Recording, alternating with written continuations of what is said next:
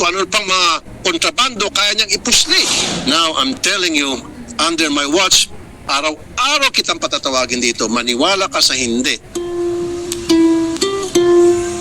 Meron man dito taga Manila International Airport, MIA, Management. Yes, sir. Eric Jose Castro Ines, sir. I think I did mention this several times during some hearings when I attended sa public services. Now, under my watch, I'll make sure na ito po ay ma-implement come what may, by hook or by crook. Otherwise, araw-araw kitang patatawagin dito sa Senado. Hanggang ngayon, wala pa rin processing center ang airport para sa mga VIP passengers sa mga private and chartered airplanes. Why? Going abroad. Nung punguni natin na tinalakay po natin nung huling hearing, binanggit niya po niya yan. Yes. Nag-start po kami kagad, nagpalagay na po kami ng mga security doon sa mga entrances po ng GenAv. Gaya na sinabi. No, sir, I don't need CCTV. Yes, that's helpful. What I need is a processing center na ito mga pasahero na papuntang abroad na gamit ang isang private o chartered plane, dumaan sila sa the same process na dinadaanan ng mga regular airline passengers tulad namin. Because these people are given VIP treatment. Pakinig ka, sir. Galing sa kanyang kotse, SUV o limousine yan, pasok sa gate, diretso sa tarmac, akyat sa aeroplano. Darating si IQ, customs, immigration, quarantine. Titingnan lang yung passport mo ka. Wala man ng inspeksyon sa kanilang mga gamit. Walang frisking. Walang gadget. Ang gamit cellphone namang, Viber. Titingnan, pakicheck na ito kung itong si ganitong passport number, okay ba ito? Tatawag, okay yan, okay, go. Opo. Walang CCTV. Hindi sila dadaan sa CCTV. So that's why I'm telling you, I want a processing center. Araw-araw kita patatawagin dito pag hindi ito natupad by end of the year or at least next year. That processing center dadaan din sa butas ng karayom lahat ng mga pasahero na lalabas ng ating bansa, especially out of the country, using private or chartered airplane. Maliban na lang of course sa mga dignitaries, ibang usapan yan. Pero kung mga taong lalabas ng bansa natin using chartered planes, gusto ko dumaan sila sa butas ng karayom. Kasi dyan nakakatakas po yung mga fugitives. How do we know if Grace Go nakatakas na? I think I've heard nakatakas siya using that system na ginamit ko. So, ito po ang mangyayari. Grace Go and all, Alice Go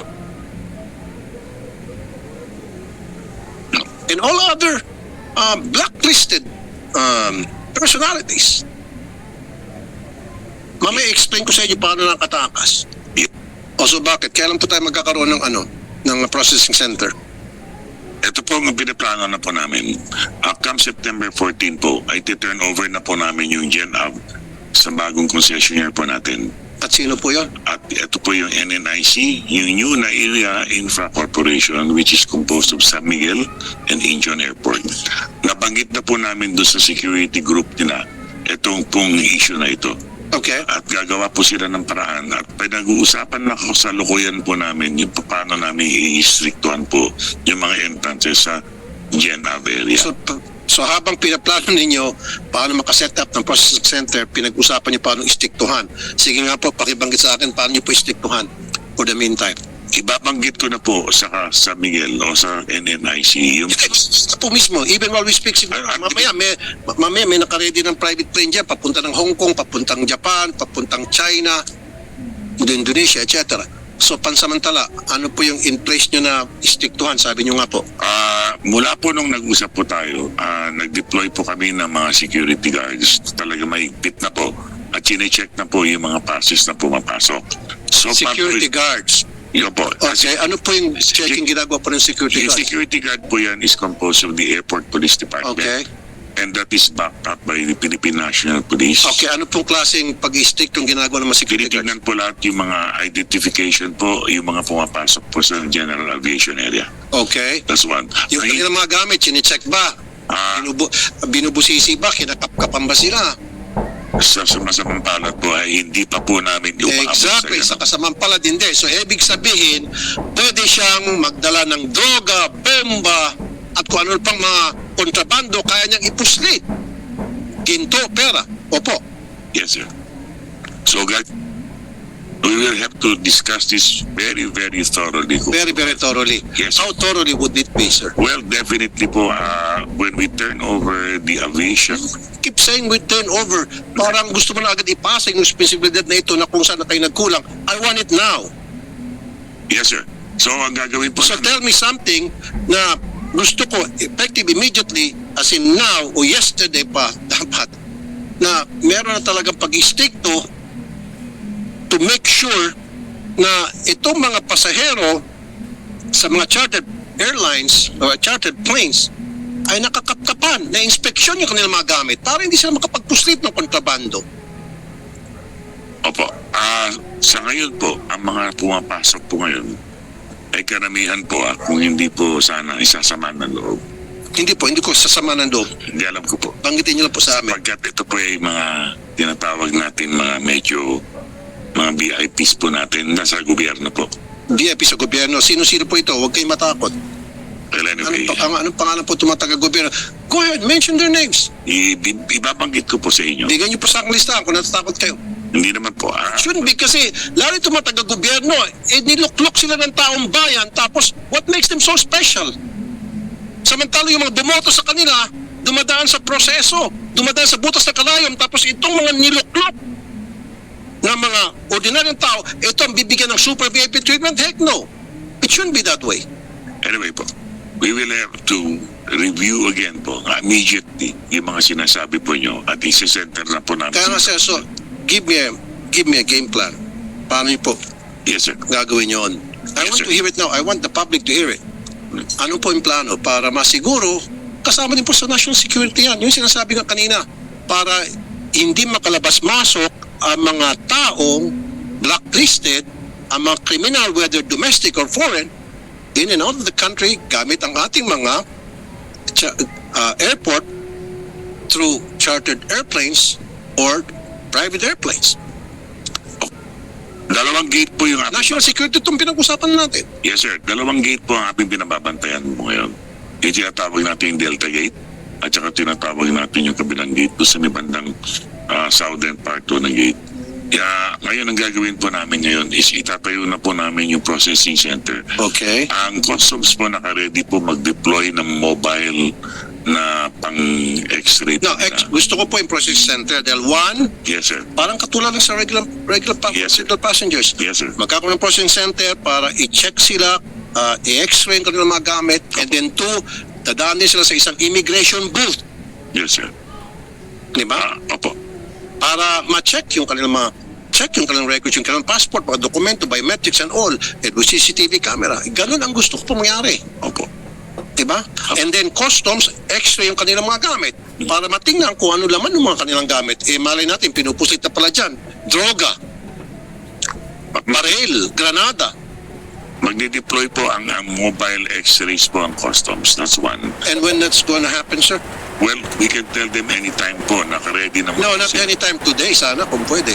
We'll have to court. Kasi araw-araw pala, marami nakakapuslit. Yes. Tama, sir? Tama po. Yan kasi, sir, matagal ko na sinabi, last year pa, walang kumikilos. Now, I'm telling you, under my watch, bilang chairman ng Senate Committee on Public Services, araw-araw kitang patatawagin dito. Maniwala ka sa hindi. Kahit na Biyernes, hanggang Biyernes patatawag kita rito, sir. Okay. Done. I will. Okay, Hindi ako po ay na-update. give me an update. Next week, usap ulit tayo. Yes, sir. Give me an update kung ano nangyari tungkol Yes, sir. dyan. Right. Now, sa immigration, maybe you need money on this budget. I just found out na meron nga tayong biometrics, meron tayong picture taking. Tama? Pagdaan ng ng booth. Opo sir, kasama po. Yan pala useless. I know that for a fact. Wala palang cross-matching na nagaganap sa mga nakakalat na impormasyon sa immigration booth. I'll tell you why. Just say yes or no. Yung pagdamo sa immigration, pipicturean ka o mark, yung pala ay data gathering lang, walang ginagawang cross-matching. Am I right? Or am I right? Meron pong, Mr. Chair, meron pong shinare po sa amin ang, No, yes o no lang po, sir. opo sir, meron pong checking din po sir. Cross-matching ang ibig Po, sabihin. yung face po, checking po ng 1:1 po sir, meron po tayo. I don't think so. I don't think so. I'll give you a scenario. Si Juan, siya ay kriminal dito sa Pilipinas. Or sabihin natin siya ay pogo personality na pinalayas na lang. Wag na palang bawiin ko, wag mo si Juan, Chinese na lang tao. Si Mr. Chekwa, ng pampangalan niya. Okay, pinadeport siya dahil pogo siya eh. Meron siyang ginawang katarantaduhan dito. Ang nakalagay sa kanya, Chekwa Wang, nakalabas siya. Tama? Kasi dinport siya eh. Kaya niyang bumalik ulit ng Pilipinas. Kahit na blacklisted siya. How?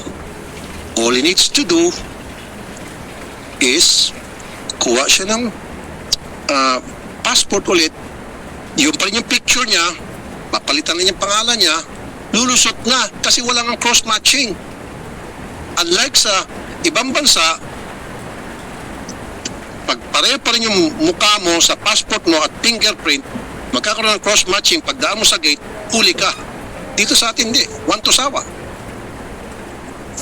Do we need an upgrade?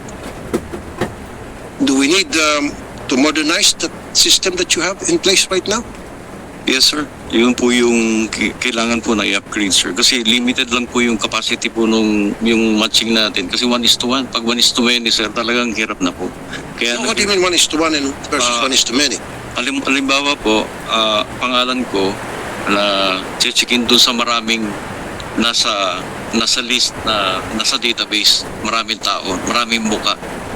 Ang mangyayari sir, checkin ko muna yung pangalan tapos para makuha ko yung mukha niya at saka ko imamatch na 1:1.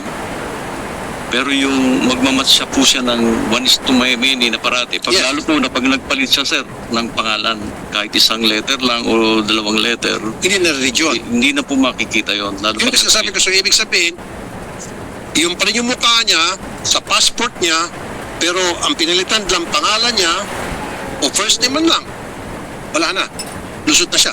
Opo, tama po kayo dun sir. Kasi ang checking muna is pangalan. Pag hindi nag-match po, hindi niya na mag-check ng 1:1. Kaya po nag-propose po kami for 2025 po na magkaroon na rin ng ng 1:many checking na So, sinasabi niyo po, Senator. Hindi pa dedikado yan, sir. Sana matagal natin pinalitan yung sistema yan sa ating national security.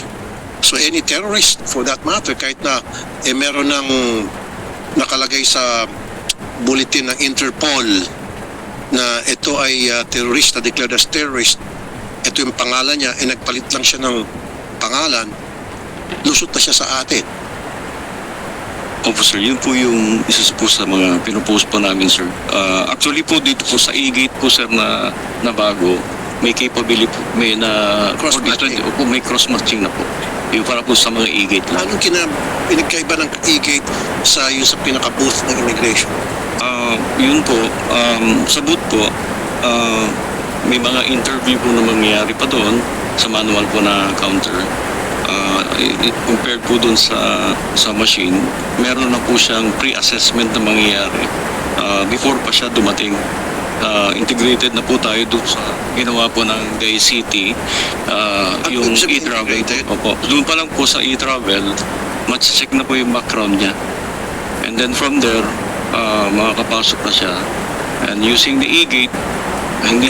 Sabi ko nga po, gagamit lang siya ng ibang pangalan. O sige, Opo, kahit sir. na magpilat pa siya ng 10 e-travel documents, as long as mag-iba siya ng kanyang pangalan, hindi na rin po mache-check yun. Kaya nga sabi ko, cross-matching is really what's important here.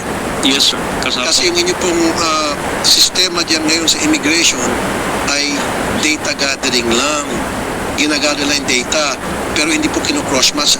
Unlike sa ibang country, pag pumasok ka ulit using different passport, kahit pa nag-use ka ng different picture, hindi ka pa rin makakalusot sa fingerprint. Hindi ka pa rin makakalusot doon sa mata. Diba? Sa atin, there's no such thing. Kaya very vulnerable ang ating mga airports. Sabi ka kanina, we are the first line. Airport are first of line of defense against foreign terrorists who wants to come into our country, who wants to get in our country. Compromise na. Hindi ba inisip yun, sir? Sana, sige, pagtunan natin pansin, magtulungan po tayo. Kung kinakailan, baguhin natin yung sistema, upgrade natin, gastusan natin kahit na bilyones pa yan. Kasi when it comes to national security, there should be no compromise. Kailangan talagang yan ay solid na mabigyan natin proteksyon. Salamat po, Mr. Chair, kasi yun po yung inaasam-asam din po namin itong para sa 2025 na project. Sana pa ma-include na po yun, yung 1:many po na checking po natin sa Okay. cross-checking. Salamat po. Usap ulit tayo tungkol dyan. Next Opo. week, I want an update. Yes, sir. Salamat. Opo, sir. Pa-update po namin ka. Meron ba tayong member ng CIQ? Customs, Immigration, Quarantine. Sino ang pinaka-head ng CIQ?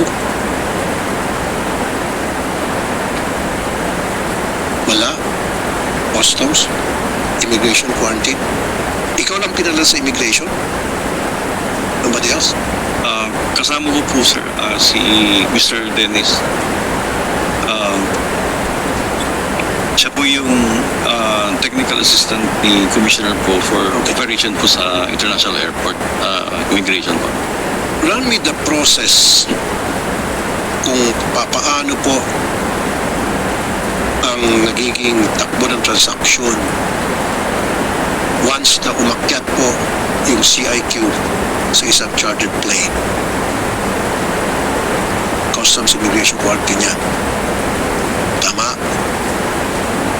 Ano pong ginagawa?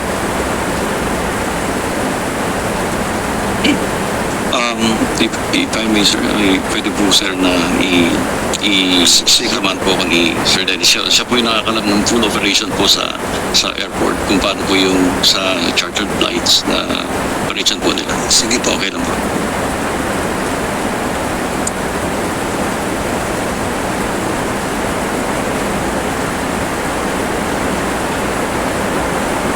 Good morning, Senator Chairman. I'm Dennis Javier from the Bureau of Immigration po, Airport Operation. What's your name again, sir? Dennis Javier po, sir. Dennis Xavier, and what's your position? Technical Assistant for Operation, pero Okay. I'm currently I'm now designated by the Commissioner's Terminal Head of Terminal 3. Head of Terminal 3. Kahapon po. Okay. Sige po. Sige po. Pakikwento mo sa akin yung proseso. For special flights po ang procedure namin. Kumukuha po ng officer sa mismong terminal. Yes. Kasi we have to attend special flight. May notice po yan 2 days or 1 day advance ng mga manifest. Like what happened dun sa special Okay na, sir. Okay na tayo doon, sir. Gusto ko mabilisan na. Pagdating na po doon sa loob ng aeroplano, Lahat po ng